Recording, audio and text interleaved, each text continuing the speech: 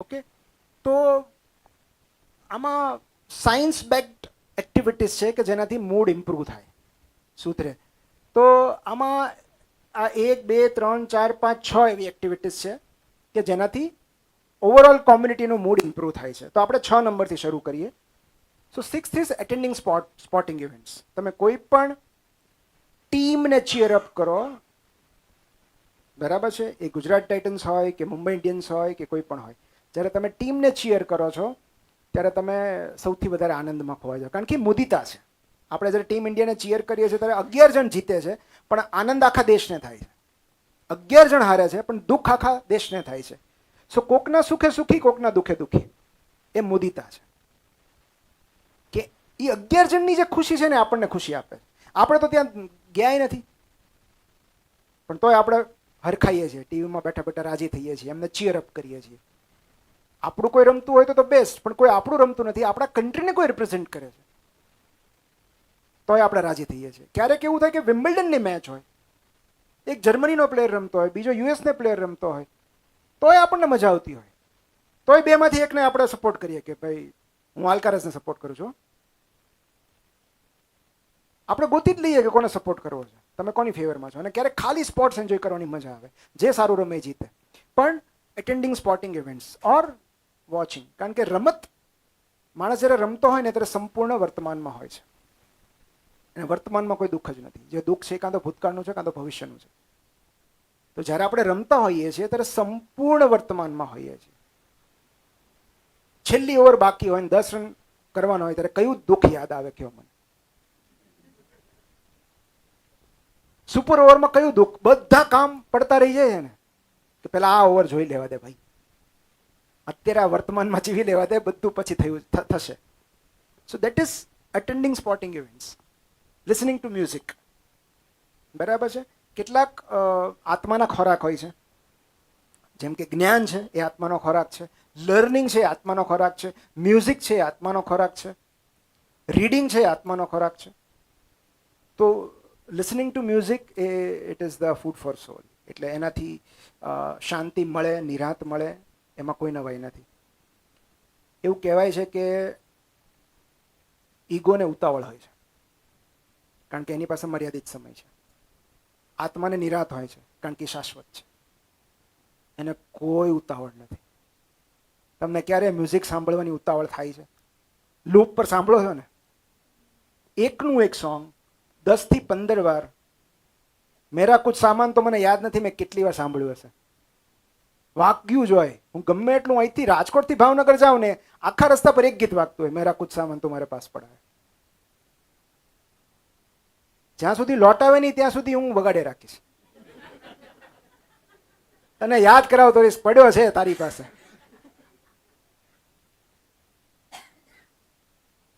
તો મ્યુઝિક સાંભળવાની ઉતાવળ નથી થતી, કશુંક મેળવી લેવાની ઉતાવળ થાય છે કે જલ્દી લાવો ને યાર, પછી હવે સેલરી કવરનું શું થયું? તો ત્યાં ઈગો છે, કારણ કે ઈગોને ઉતાવળ છે, એને ખબર છે કે હમણાં હું નાશ પામીશ, મારું બહુ જીવન લાંબુ છે જ નહીં. આત્માને કાંઈ નહીં રાખ. બોય તમે એક ઝાડ નીચે બેઠા છો શાંતિથી, you are at peace with yourself, તમે ધ્યાન કરી રહ્યા છો, કોઈ ઉતાવળ થશે? ક્યાંય જવું નથી, અહીંયા બેઠા છે. તો આત્માને તો નિરાત જ છે. જે કાંઈ અજંપો છે એ બધો ઈગોનો જ છે.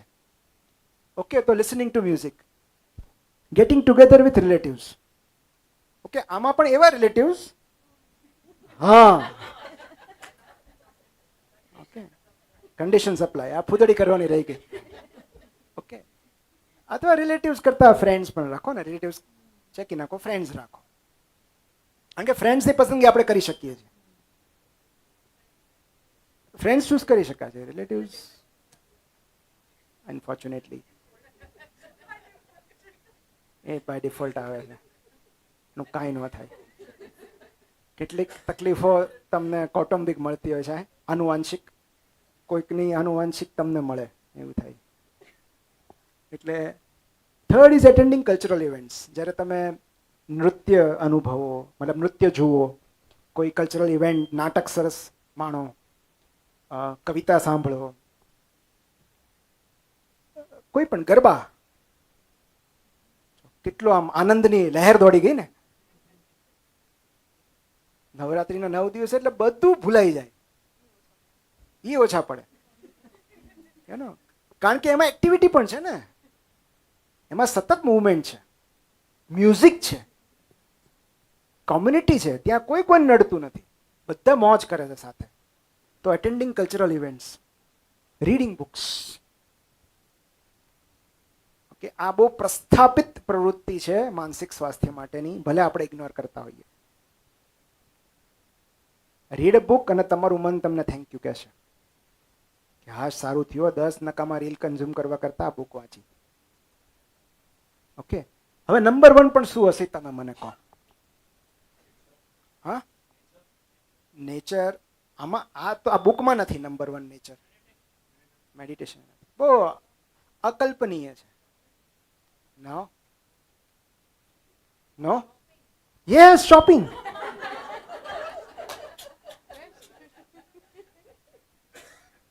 આ બુકમાં છે એ, હું તમને પછી એનો ફોટો બતાવીશ, મારા નથી, બુકના છે.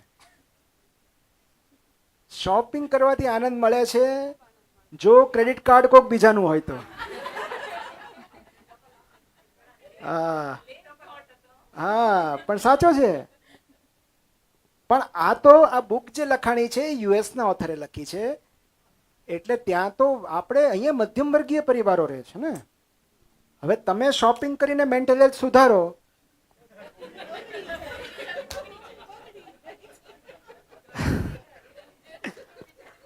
તો ફાઇનાન્શિયલ હેલ્થ બગડી જશે. તો હવે ઇન્ડિયન સિનારીઓ પ્રમાણે નંબર 1 એક્ટિવિટી શું હોઈ શકે એ વિચારો. ગોસિપિંગ. સૌથી સસ્તું, બિનાઇન અને ટકાઉ. ઓકે, સો જો આ રહ્યું, આ મેં બુકનો ફોટો પાડ્યો છે, બરાબર. આ અહીંથી 1 2 3 4 5 6 છે, મેં આપણે ઊંધેથી લીધા છે. Okay, so two survive you must tell stories. Okay, there is no doubt. આમાં એક મારું મેં ઘુસાડી દીધું છે કે life is not an emergency. You don't have to respond to every moment as if it's a crisis. Medical સાયન્સમાં સૌથી પહેલા આપણે એ સમજવું જરૂરી છે કે life is not an emergency. દરેક ઘટનાને, દરેક વસ્તુને પ્રતિક્રિયાની જરૂર નથી હોતી. રિએક્ટ કરવાની જરૂર, હા રિસ્પોન્ડ કરી શકો, રિએક્ટ કરવાની જરૂર નથી. સો લાઈફ એ કોઈ એમ્બ્યુલન્સમાં આવેલી ઇમરજન્સી નથી, કોઈ ઇમરજન્સી પેશન્ટ નથી કે તાત્કાલિક CPR આપવું પડે. ઓકે, સો દરેક ઘટનાને પ્રતિક્રિયાની જરૂર નથી હોતી. અને મેડિકલ સાયન્સમાં પણ એક બહુ જ સરસ શબ્દ છે, માસ્ટરલી ઇનએક્ટિવિટી. માસ્ટરલી ઇનએક્ટિવિટી મતલબ નિપુણતા ઇન નિષ્ક્રિયતા, નિષ્ક્રિયતામાં નિપુણતા, અથવા ક્લોઝ ઓબ્ઝર્વેશન, અથવા વોચફુલ વેઇટિંગ. વેઇટ કરવાનું છે પણ વોચફુલ રહેવાનું છે.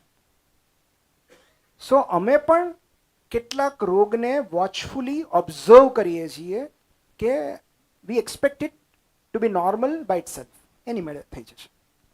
અમારે ખાલી એ જોતા રહેવાનું છે કે કંઈ વધારે વકરે નહીં. That is close observation, master in activity. અમે કેસ પેપરમાં એવું રાખીએ, ક્લોઝ ઓબ્ઝર્વેશન, વોચફુલ વેઇટિંગ. એનો મતલબ એમ કે અમારે ઇન્ટરવીન નથી કરવું, કારણ કે અમે ઇન્ટરવીન કરશું તો વધારે બગડશે. ઓકે, એપેન્ડિસાઇટિસનું પેશન્ટ આવ્યું હોય તો અમુક કલાકો સુધી, જ્યાં સુધી લંપ ન બન્યો હોય, અમે એવું જ કહેશું કે એપેન્ડિક્સ રિમૂવ કરવું જોઈએ. તમે 3-4 દિવસ મોડા છો, ત્યાં લંપ બની ગયો છે, બધું ચક્કાજામ છે, તો you would say will wait. કારણ કે જો ઇન્ટરવીન કરીએ તો પરફોર્શનના ચાન્સીસ વધી જાય. સો જ્યારે આપણી એક્શનથી બધું બગડે પરિસ્થિતિ, ત્યારે the best option is watchful waiting. Observe કરો, એની મેળે બધું થઈ જશે.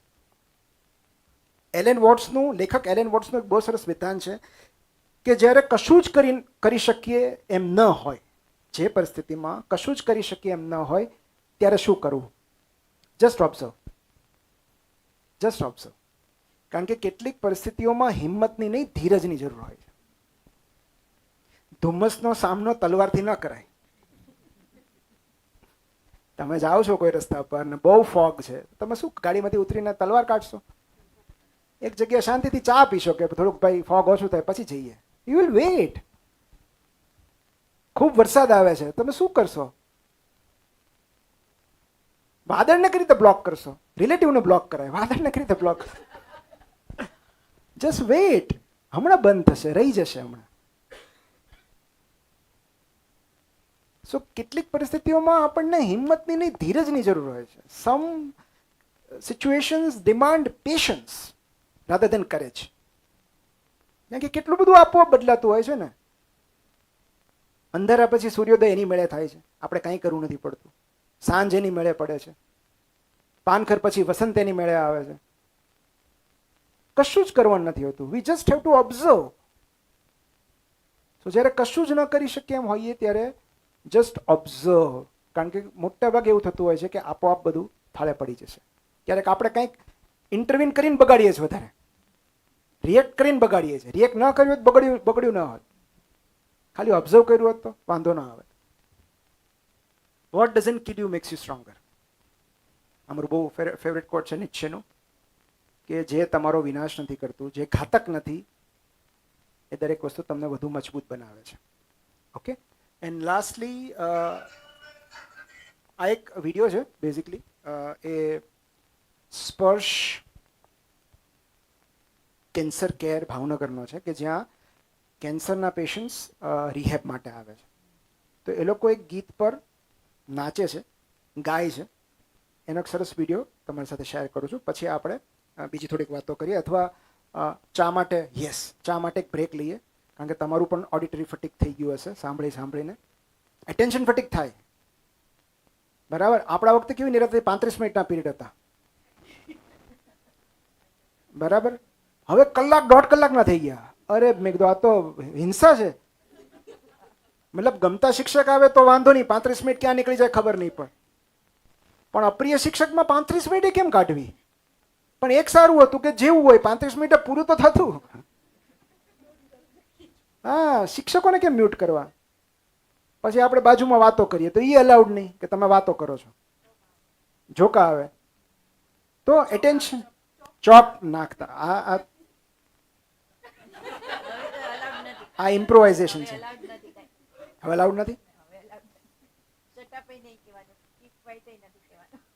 અચ્છા, એટલે ઓબ્ઝર્વ કરવાનું ખાલી. પણ ચોક એટલે પછી તો શિક્ષક ઉપર ડિપેન્ડ કરે ને, શિક્ષકનો સ્વભાવ કેવો છે. કેટલાક ચોકને સહજ ગણીને. ઓકે. તો ટૂંકમાં આપણે હવે વેબ સિરીઝ પણ 2 કલાક મતલબ એપિસોડમાં આવે છે. તે ભલે આપણે બીન્જ વોચિંગ કરતા હોઈએ, પણ એ એમ કહેશે કે આ એક ચેપ્ટર પૂરું થઈ ગયું, તમે અટકવો તો અટકી જાઓ. અમે પ્રિવ્યૂ બતાવીએ છીએ, પણ તમારે બહાર નીકળી જવું નીકળી જાઓ, તમને ઓપ્શન છે. મૂવી એ 1.5 કલાકના થાય છે. ઓડીઆઈમાંથી T20 થઈ ગયા હવે, કે લોકોનો એટેન્શન સ્પાન ઘટતો જાય છે. તો તમે 2 કલાક સુધી બેઠા. સો આ એક વિડીયો છે સરસ. કેટલાકે રેડિયોથેરાપી લીધી છે, કેટલાકે કીમો લીધી છે.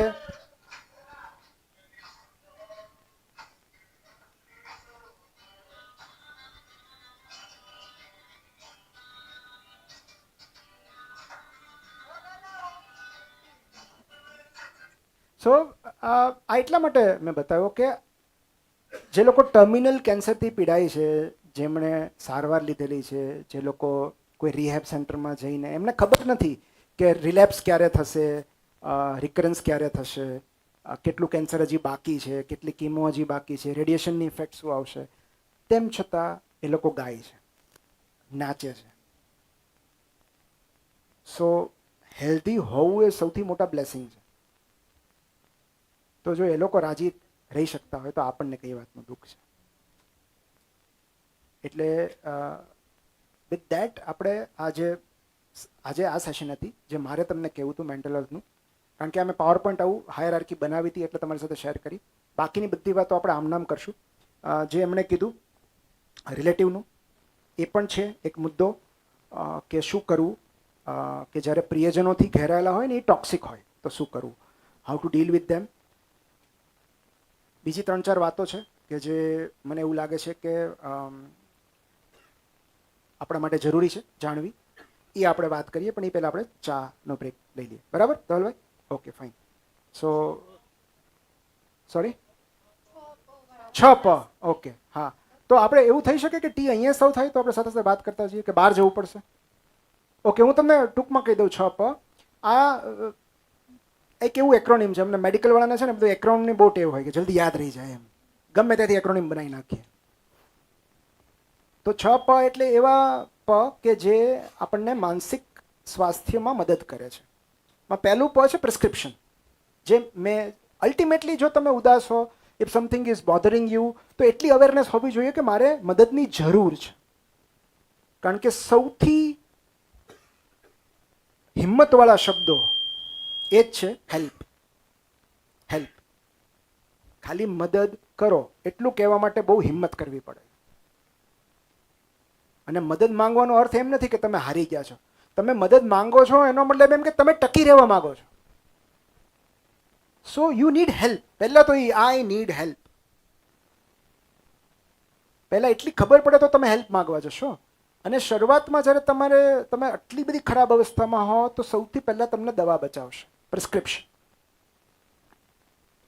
તમે ગમે એટલો પ્રયત્ન કરશો, જો તમે રૂમિનેશનમાં હશો, તમે અમુક થોટ પેટર્નમાં ફસાઈ ગયા હશો, ડિપ્રેસિવ એન્વાયરમેન્ટમાં હશો, સુસાઇડલ આઈડિયાઝ આવતા હશે, તો મેડિટેશન નહીં થઈ શકે. જેમણે કીધું એ મેડિટેશન નહીં થાય. હું પણ નહોતો કરી શક્યો. મારે પણ ઇનિશિયલી દવાની જરૂર પડી હતી. તો પહેલો પછી પ્રિસ્ક્રિપ્શનનો છે. ઓકે, ઓર થેરાપી. પ્રિસ્ક્રિપ્શન ઓર થેરાપી. સેકન્ડ પછી પ્રિયજનનો છે કે તમારા લવડ વન્સ પાસે જાઓ અને એવા લવડ વન્સ જે તમને નોન જજમેન્ટલ આવકાર કરે છે, સાંભળે છે, સપોર્ટ કરે છે.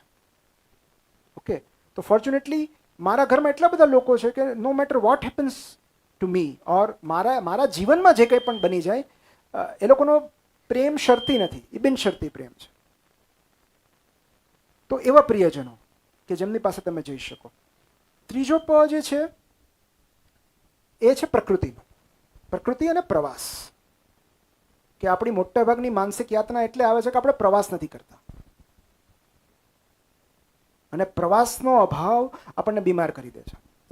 આપણે નેચરમાં નથી જતા. Nature is the biggest healer. Biggest healer. આ 2019 પછી હું બહાર આવ્યો તો એનું સૌથી મોટું કારણ પ્રવાસ અને પ્રકૃતિ છે. મારી એક ભૂતાનની ટૂરે મને એક અલગ ડાયમેન્શનમાં મૂકી દીધા. મતલબ દેટ ઇઝ ધ રીઝન મને આજની તારીખે ભૂતાન એટલું બધું આકર્ષિત કરે છે ને, બધું મૂકીને બધું છોડીને ત્યાં જવાની ઈચ્છા થાય. તો કોઈ એક જગ્યા, કોઈ એક સ્થળ ક્યારેક તમારો દૃષ્ટિકોણ બદલી નાખે. એટલું સરસ કુદરતી વાતાવરણ હોય, વૃક્ષો હોય, પર્વતો હોય, નદીઓ હોય, મોનેસ્ટ્રીઝ હોય, ત્યાંનું વાતાવરણ જ એટલું શાંત હોય કે તમને એમ થાય કે ક્યાં બાત હે. તો પ્રકૃતિ, કોઈ પણ તમે નેચર પાસે જાઓ. અને ક્યારેક એવું બને કે આમાં એવું there is a science behind it, કે ક્યારેક આપણા વાઇબ્રેશન્સ છે ને, ultimately it is a game of rhythm. બધું રિધમ ઓરિએન્ટેડ છે. બધાનો એક લય હોય છે. હાર્ટબીટ્સનો એ લય છે, શ્વાસોચ્છ્વાસનો પણ લય છે. તો ક્યારેક એ લય ખોરવાઈ જાય છે આપણો. અને એટલે જ જ્યારે આપણે સ્ટ્રેસમાં હોઈએ, એન્ઝાઇટીમાં હોઈએ, ત્યારે આપણું બ્રિધિંગ ફાસ્ટ અને શેલો થતું જાય છે. તમે ચિંતામાં હો ત્યારે બ્રિધિંગ ફાસ્ટ થવા માંડે અને શેલો થવા માંડે. તો આપણો લય ખોરવાઈ ગયો છે. તો જેવા આપણે પ્રકૃતિની નજીક જઈએ છીએ, આપણે પ્રકૃતિના લય સાથે એકાકાર થઈ જઈએ છીએ. આપણું રિધમ રિસેટ થઈ જાય છે. સો હાર્ટબીટ આપોઆપ સ્લો થઈ જાય છે, બીપી આપણું નોર્મલ થઈ જાય છે, બ્રિધિંગ નોર્મલ થઈ જાય છે.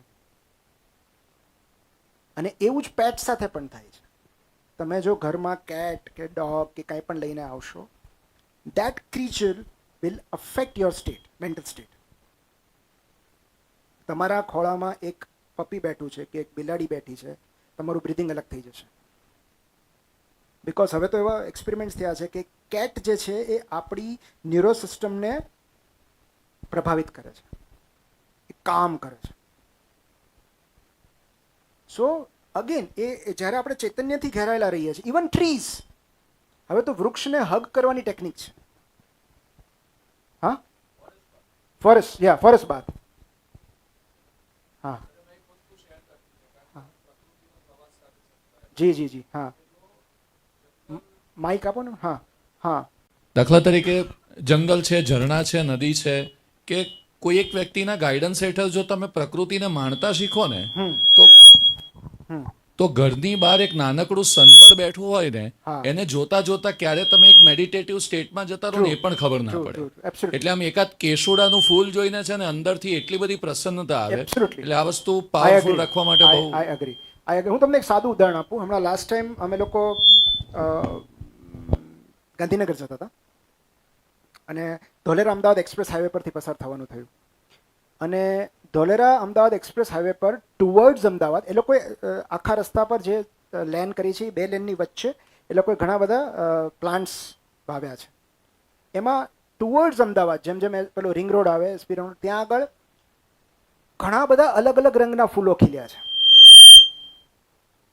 તો એ જોઈને એટલી મજા આવી ગઈ ને કે આવા હાઈવે પર પણ અહીંયા ફૂલો છે. યાર આને ફિક્સ કરો ને પ્લીઝ. તો હી ઇઝ રાઈટ. એને શિન રીન યોકુ કહેવાય છે. શિન રીન યોકુ મતલબ ફોરેસ્ટ બાથિંગ. ફોરેસ્ટ બાથિંગ મતલબ કે તમારી દરેક સેન્સ એમાં ડૂબી ગયેલી હોય. તમે એ ભીની માટીની સુગંધ અનુભવો છો, તમે સૂકા પાંદડાનો અવાજ સાંભળો છો, હા હા ઘોઘવાટ સાંભળો છો, તમે વૃક્ષને સ્પર્શ કરો છો, તો બધી ઇન્દ્રિયો તમારી એમાં એકાકાર થઈ જાય છે. That is forest bathing. So પ્રવાસ અને પ્રકૃતિનો અભાવ આપણા ચિત્તને બીમાર કરે છે. પછી જે પ છે એ પરિશ્રમનો પ છે. પરિશ્રમ એટલે એક્સરસાઇઝ, બે, મેન્ટલ એન્ડ ફિઝિકલ. ફિઝિકલ એટલે કોઈ પણ શારીરિક શ્રમ. શારીરિક શ્રમ આપણને સ્વાસ્થ્ય તરફ પાછો લાવે છે.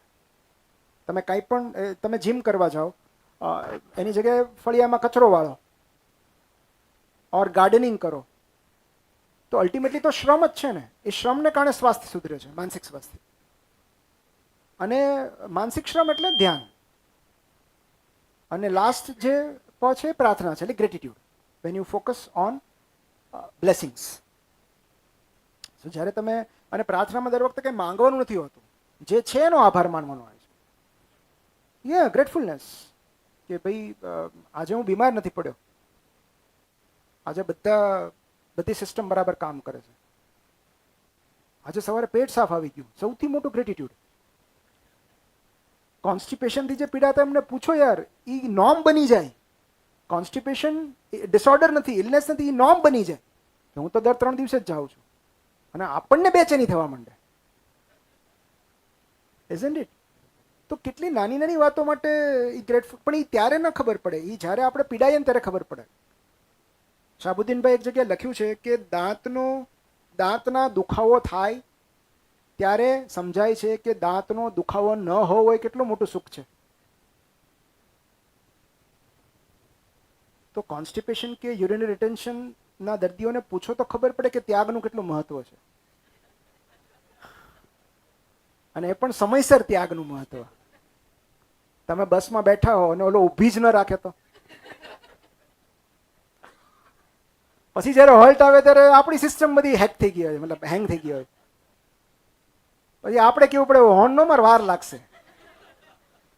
સો એ ખોરવાઈ જાય છે. એની માટે ટર્મ છે વીપી, વોઇડિંગ પોસ્ટપોનમેન્ટ. અને અમે પેશન્ટને કહીએ કે don't postpone your washroom visit. અમે તો સ્કૂલમાં કહે, મેં પ્રફુલભાઈને કીધું હતું જ્યારે શિક્ષણ મંત્રી હતા ત્યારે, કે સાહેબ આનું કંઈક કરો. છોકરાઓને સ્કૂલમાં જવા નથી દેતા વોશરૂમમાં, અને એના કારણે બધા પ્રોબ્લેમ થાય છે ને. ઇન્ફેક્શન એના કારણે થાય, બ્લેડર ઇશ્યુઝ એના કારણે થાય, લીકેજ થાય ઘણીવાર, યુરિનરી લીકેજ. તો જે કુદરતી છે ને તમે કેવી રીતે પોસ્ટપોન કરી શકો? અને જ્યારે તમે પોસ્ટપોન કરો છો, તમે રાત્રે એક આખી બોટલ પાણી પીને સૂઈ ગયા હો, પછી તમને રાત્રે એસીમાં સૂતા હો અને રાત્રે ઊભા થવાનો કંટાળો આવે, નથી જાવ, સવારે જશો. 6:30-7 વાગે તમે જાઓ, તમે કહો કેટલી વાર લાગે છે. બિકોઝ જ્યારે ઓવર ડિસ્ટિન્ક્શન થાય ને બ્લેડરનું, ત્યારે જલ્દી યુરિન પાસ નથી થતો. This is physiology. એટલે જ્યારે સમયસર કશુંક નીકળી જાય ને શરીરમાંથી, એના માટે આભાર વ્યક્ત થવો જોઈએ. હાશ, હળવા થઈ ગયા. અને this applies to everything, including emotions. એટલે એની માટે વિરેચન શબ્દ છે, કેથાર્સિસ. અને એટલે એક્સપ્રેશનનું મહત્વ છે કે જસ્ટ નોટ ઇટ ડાઉન, એને બહાર લાવી દો, લખી દો કાગળ પર, અને પછી કાગળ ફેંકી દો, સળગાવી દો, જે કરવું એ કરો, પણ એને એટલીસ્ટ બહાર લાવો, ચેનલાઇઝ કરો, એને અંદર ના રાખી દો, અધરવાઇઝ એ સપ્રેશનમાં કન્વર્ટ થઈ જશે. સો એ 6 પ હતા. ફાઇન. હવે આપણે હા, એ મને ધવલભાઈ, નહીંતર લંચ ને ટી બે ભેગા થઈ જશે. તો ટી બ્રેક લઈ લઈએ. ફાઇન.